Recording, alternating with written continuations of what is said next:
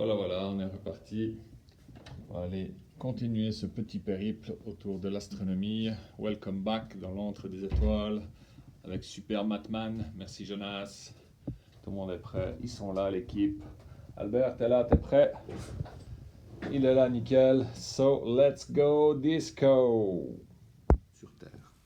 Ce phénomène des saisons n'est pas lié au fait que la Terre soit plus proche ou plus loin du Soleil, puisque, nous l'avons dit, dans l'hémisphère nord, le 21 décembre, c'est l'hiver. Or, en décembre, plus précisément le 3 janvier, nous passons plus proche du Soleil sur cette orbite que Kepler a compris être elliptique. Donc, le 21 décembre, ici sur votre droite sur le dessin, la Terre, représentée ici bien trop grand par rapport au Soleil, on découvrira le Soleil bien plus tard tout à l'heure, donc cette Terre est au plus proche du Soleil et pourtant c'est l'hiver dans l'hémisphère nord. Je dis bien dans l'hémisphère nord puisque vous savez que dans l'hémisphère sud, le 21 décembre, c'est l'été. Donc à quoi est dû ce phénomène des saisons? C'est dû au fait que l'axe de rotation de la Terre, représenté sur chacune de ces petites terres en noir, cet axe de la Terre, il est incliné par rapport au plan de l'écliptique, ce plan de l'orbite de la Terre représenté ici en bleu. Ainsi donc, que se passe-t-il?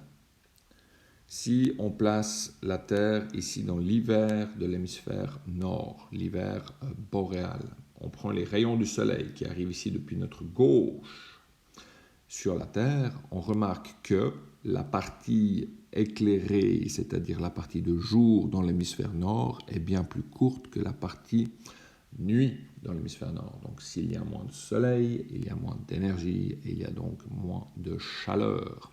Donc il fait frais, il fait froid et c'est donc l'hiver. Si au contraire la Terre continue sa rotation et se retrouve au 21 juin, eh bien au 21 juin on est dans cette configuration-ci avec des rayons du soleil qui arrivent cette fois-ci depuis notre droite, sur ce schéma bien entendu, pas de gauche et de droite dans ce vaste système solaire. Donc, les rayons arrivent depuis notre droite, l'inclinaison de la Terre n'ayant pas changé. Cette fois-ci, c'est l'hémisphère nord qui est couché vers le Soleil et on remarque que la durée du jour dans l'hémisphère nord est bien plus longue que la nuit. Ainsi donc, on a beaucoup plus de rayons de soleil, beaucoup plus d'énergie, beaucoup plus de chaleur. Il fait chaud, c'est donc l'été. Et donc, tout ça est inversé dans l'hémisphère sud, où quand c'est l'été dans l'hémisphère nord, hop là, eh bien c'est l'hiver dans l'hémisphère sud, et quand c'est l'été dans l'hémisphère sud, c'est l'hiver dans l'hémisphère nord.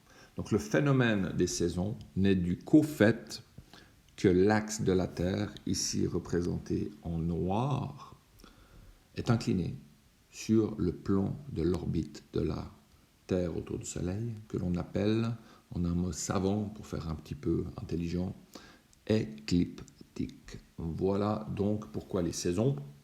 Donc cet axe ici, qui va du pôle nord jusqu'au pôle sud, pôle nord qui pointe vers la fameuse étoile polaire, il a ce qu'on appelle une inclinaison, qu'on appelle l'obliquité, par rapport à cette ligne en trépied qui serait la perpendiculaire au plan de l'écliptique qu'on voit ici.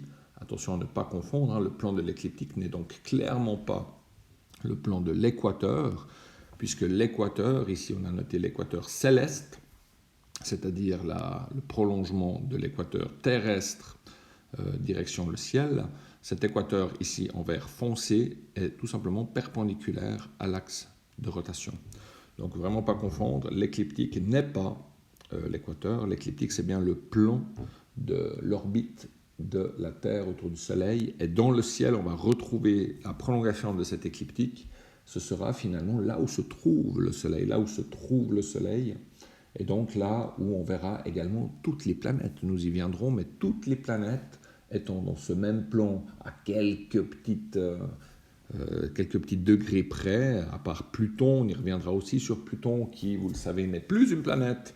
Alors, mal on a pris, les Américains sont furieux, mais Pluton n'est plus une planète, mais une planète naine. Donc je disais, toutes les planètes sont dans ce même plan de l'écliptique. Et donc, dans le ciel, on va pouvoir repérer ces planètes parce qu'elles sont aussi dans un endroit bien précis du ciel, sur une ligne bien précise, ligne fictive dans le ciel. Voilà, donc finalement, pour conclure, ces saisons sont dues au fait que l'axe de rotation de la Terre, qui pointe vers le pôle nord, ou qui plutôt plus précisément qui pointe vers l'étoile polaire, a une inclinaison d'environ 23,5 degrés par rapport à la perpendiculaire au plan de l'écliptique. Voilà. Ce qui donne donc nos saisons, qui explique ce paradoxe qu'au plus proche du Soleil, dans l'hémisphère nord, il fait plus froid. En passant, notre billet de 20 francs, il y a une petite erreur. Alors, je ne sais qui a pu faire ce dessin. Il est magnifique, nos billets sont magnifiques, hein, parmi les plus beaux du monde, ceci est reconnu. Mais néanmoins, une petite erreur. En effet, vous voyez ici, montré avec la flèche noire, clairement montrer le pôle Nord géographique. Pôle Nord géographique ici représenté par la flèche noire, d'accord, très bien, parfait. Et nous voyons les constellations. Or, au bout de la flèche bleue, on voit l'étoile polaire. Si vous avez bien suivi ce que je vous ai raconté, eh bien cette étoile polaire est dans le prolongement de l'axe de la Terre. Donc cette étoile polaire devrait se trouver pile au-dessus du pôle Nord géographique, c'est-à-dire le point, l'étoile au bout de cette flèche bleue devrait se trouver finalement au bout de cette flèche noire. Or là, nous trouvons le bout de la queue du dragon, ce qui n'a rien à voir. Petit bug ici donc, même si le reste était bien tenté, hein, car nous reconnaissons ici la grande ours, et depuis la grande ours, on arrive bien à retrouver précisément l'étoile polaire. Alors, est-ce que ce dessin a été fait en prévision pour dans quelques milliers d'années ou selon la parallaxe, ou non, pardon, plutôt selon la précession des équinoxes? On aura effectivement un léger changement de l'étoile polaire, mais là, c'est clairement aujourd'hui faux. Donc, regardez un petit peu ce billet, faites-vous plaisir, il est magnifique. Je vous rappelle qu'aussi en dessous, on en voit un petit bout déjà ici. Nous avons les distances. Il y aura un petit job à faire pour vous à tout niveau. Donc, voilà. Pour vous parler de l'apparition de la vie, donc toujours la physique, en particulier bien sûr aussi l'astrophysique, mais toutes les sciences ont pour but de comprendre un petit peu ce qui se passe, comment le fait-on. On essaie d'établir ce qu'on appelle des modèles, c'est-à-dire des théories souvent basées sur des mathématiques ou avec des mathématiques violemment parfois sous-jacentes, hein, comme le disait Galilée.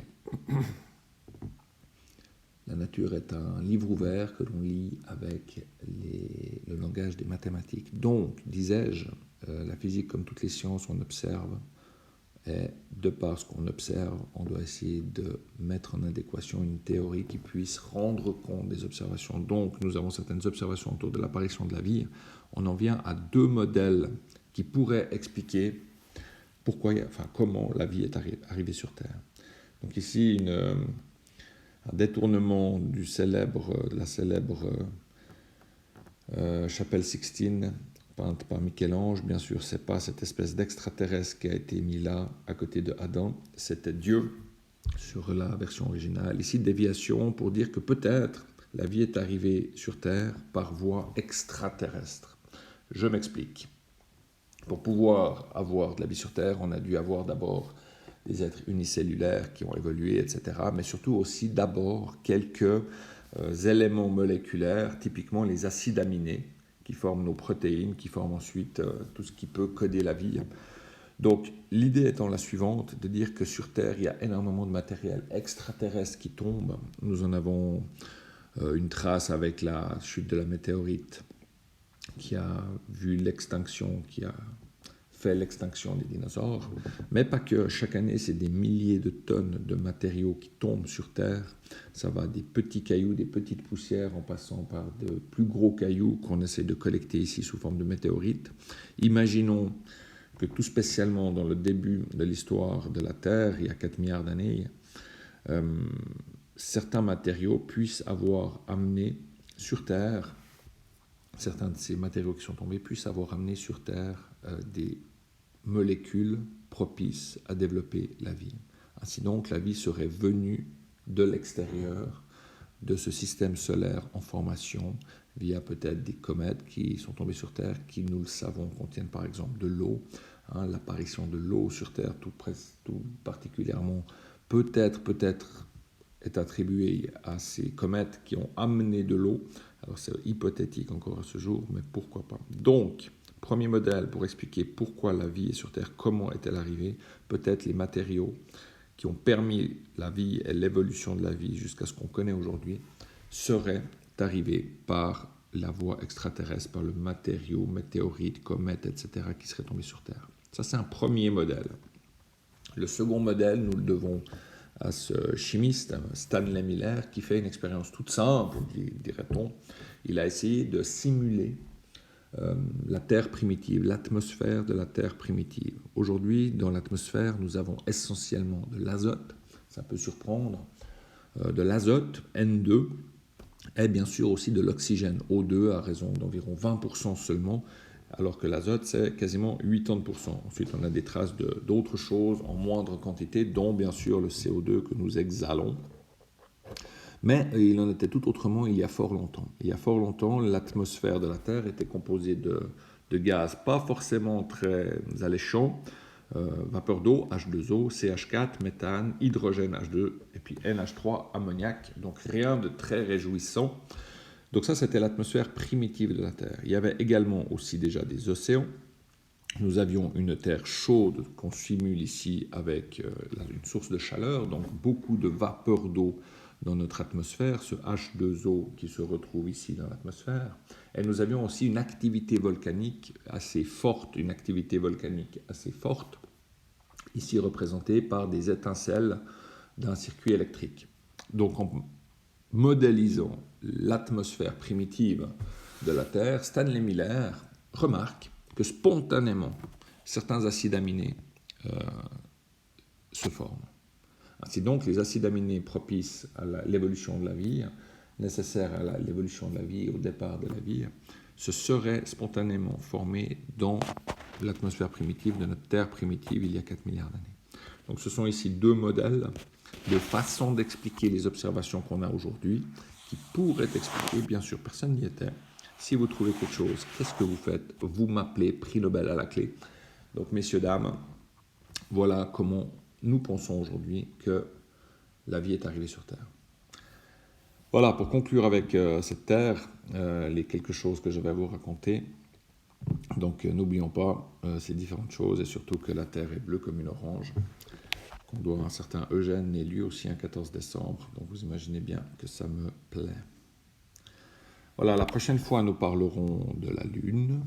Ces prochains jours, aujourd'hui même, 18 mars, demain, 19 mars, et ces prochains jours, nous allons avoir une très fine Lune au lever de soleil côté Est. Donc, profitez-en. Vous en verrez la lumière cendrée qu'on voit un tout petit peu ici. Ici, un très fin croissant capté au Chili un matin à l'observatoire de la CIA. Très, très bon souvenir.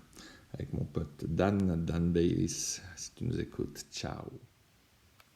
Bien voilà, deuxième vidéo c'est bon. Et voilà, c'est dans la boîte. Deuxième vidéo c'est ok, on a parlé bien largement de la Terre, savoir d'où on vient. Dès la prochaine fois, nous partirons en direction la Lune, puis tout le système solaire, pour aller parler enfin galaxies, univers, multivers, etc. Et on arrivera vers notre pote, parler de trous noirs, d'ondes gravitationnelles. Il est là, il est prêt. Gardez des étoiles plein les yeux, gardez le sourire. À bientôt, ciao, mettez un petit pouce, mettez des commentaires. À bientôt!